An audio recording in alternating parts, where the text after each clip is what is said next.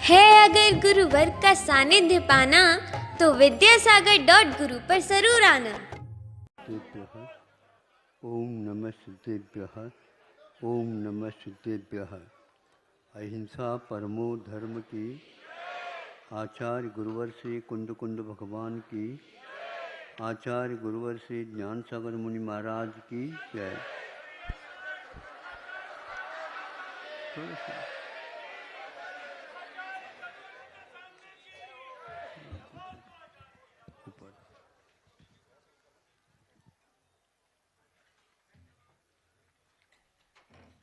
बहुत दिन के बाद दादाजी के गोद में बैठने का निकनाती को या पोते को प्राप्त हुआ है। उस दृश्य को आपके सामने रखता हूँ। वह पोता भी पोत की भांति बहुत बात करता है। क्या है यह? संसारी प्राणी भले ही है किंतु पुराना आसामी अवश्य है। भले ही एक भव से दूसरे भव में जाता है और छोटा कहलाता है, किंतु वह छोटा नहीं होता। इसको अनंत काल का अपना अनुभव रहता, संस्कार रहते हैं। इसी संस्कार के कारण वह अपने इष्ट की खोज भी कर रहा है। और वह किस ढंग से प्रत्येक व्यक्ति अपने इष्ट की प्राप्ति के लिए अपने वचन व्यवहार, मन व्यापार और काय की चेष्टा भी करता रहता है। अब बेटा वो बहुत दिन के बाद वह बोल रहा है और दादाजी सुन भी रहे हैं, वो भी कुछ बोल रहे हैं। इस प्रकार करते करते उनको जाने का समय हुआ तो बेटा अब ऐसा कर लो, हम थोड़ी सी जाना चाहते हैं। उन्होंने कहाँ जा रहे हैं, कैसे क्या है, कितना दूर है, क्या जी आदि इस प्रकार बताए। नहीं, मैं भी चलूँगा। अब क्या करें? वो आग्रह करता है, मैं भी साथ चलूँगा। बेटा वो थोड़ा दूर है, नहीं तो कोई बात नहीं, आप भी कहाँ भागते हैं। सुन रहे हैं आप लोग? दादाजी तो भाग तो नहीं सकते, हम तो भाग भी सकते। हाँ तो चलो। तो फिर बहुत कहने के उपरांत भी माना नहीं। और पोते का प्यार तो होता ही है। बोलो, कई दादा बैठे यहाँ पर। अब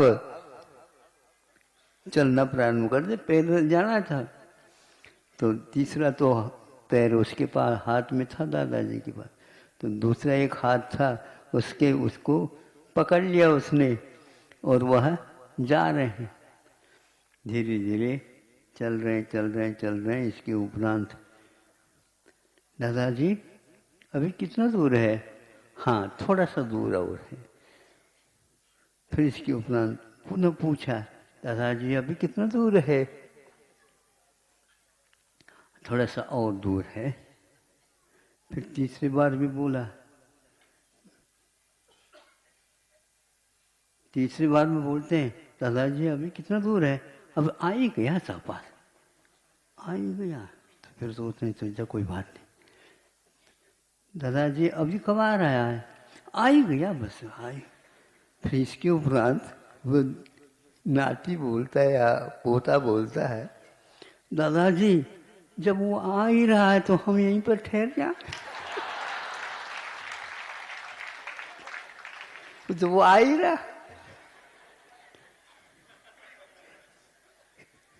क्यों?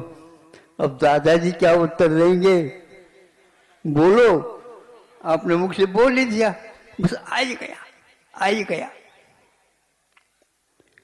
मोक्ष मार्ग में भी ऐसा ही कुछ होता है।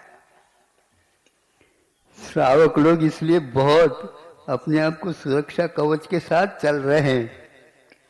नहीं समझे? महाराज जी को तो नहीं छोड़ना, नहीं समझे, लेकिन दोनों हाथों का लड्डू छोड़ना है नहीं। एक हाथ नहीं खाएंगे, इधर का भी लड्डू इधर का भी लड्डू।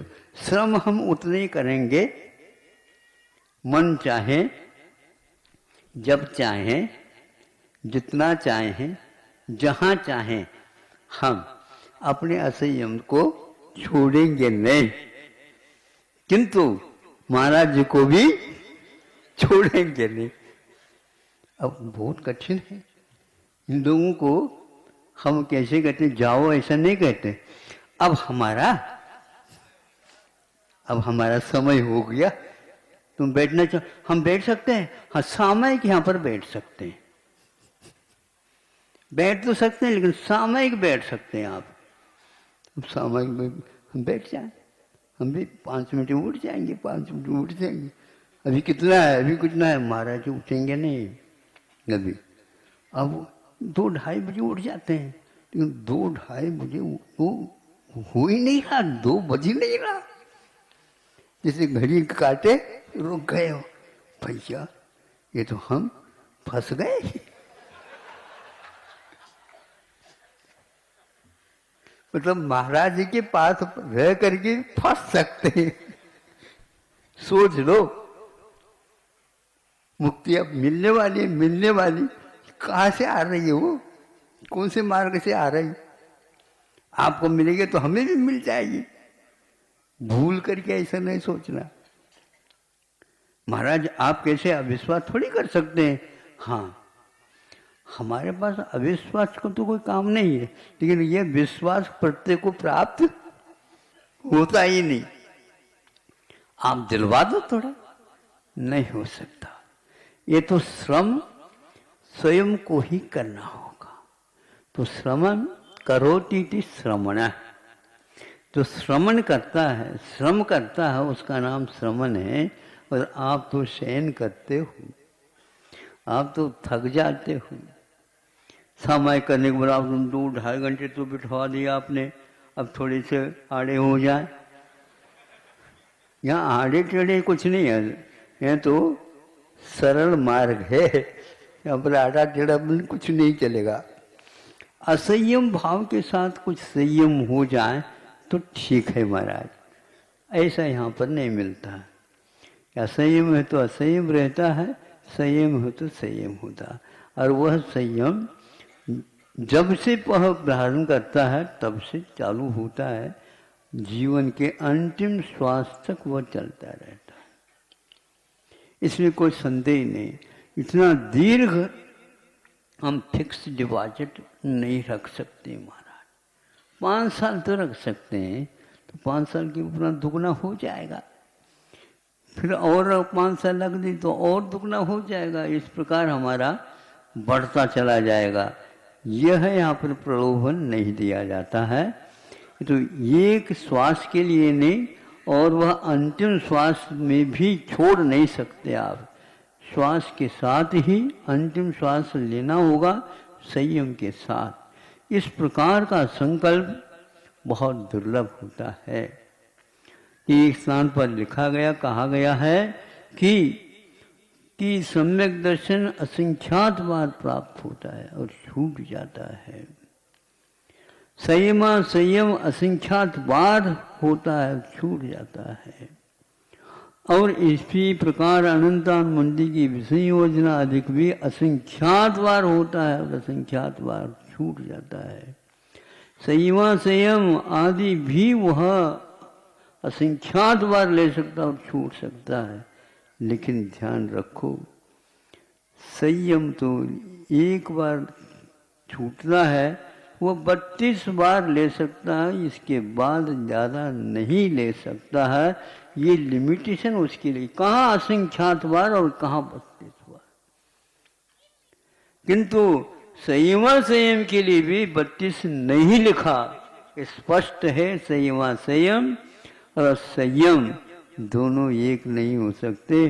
सूक्ष्म भाव में भले ही उसको गिना हो, किंतु संयम के जो भाव है वह भी सूक्ष्म भाव है, लेकिन उसके सामने जो है यह औदिक भाव ही रखता है, क्योंकि संयम का उसने ग्रहण नहीं किया है। इस प्रकार आचार्यों ने संयम को एक ऐसा स्थान दिया है। बार बार आप लोग सुनते हैं, लेकिन साहस नहीं हो पाता। इस साहस जब तक आप स्वयं नहीं करेंगे, पुरुषार्थ नहीं करेंगे, तब तक ये किसी दुकान या किसी कंपनी के द्वारा शेयर टिकट ले लो, सदस्य बन जाओ और वह हमें मिल जाएगा, नहीं, वह कंपनी आपकी नहीं हो सकती, क्योंकि आप उसके लिए एक प्रकार से बहुत कुछ पुरुषार्थ करना पड़ेगा, तब कहीं जाकर के वो हासिल होता है। किसी को भी एक कंपनी मिलती नहीं, उस कंपनी में काम करने का अवसर अवश्य प्राप्त होता है और उसी का वह व्यक्ति हो जाता है। लेकिन ये तो एक बहुत अद्भुत एक स्थान है, वस्तु है, उसका अनुभव हमें अपने भीतर से ही असंयम भाव को निकालने से प्राप्त होता है। आप लोगों को भी वह मिले, जिसको मिला है वह अहोभाग्य वाला तो है ही, इसमें कोई संदेह नहीं, किंतु उस संदेह को दूर करने के लिए ही आपको पुरुषार्थ करना होगा। और उसको संदेह को रखते हुए यदि आप उसकी गंध, उसका स्वाद लेना चाहते हो, न भूतो न भविष्यति है। अहिंसा परमो धर्म की जय।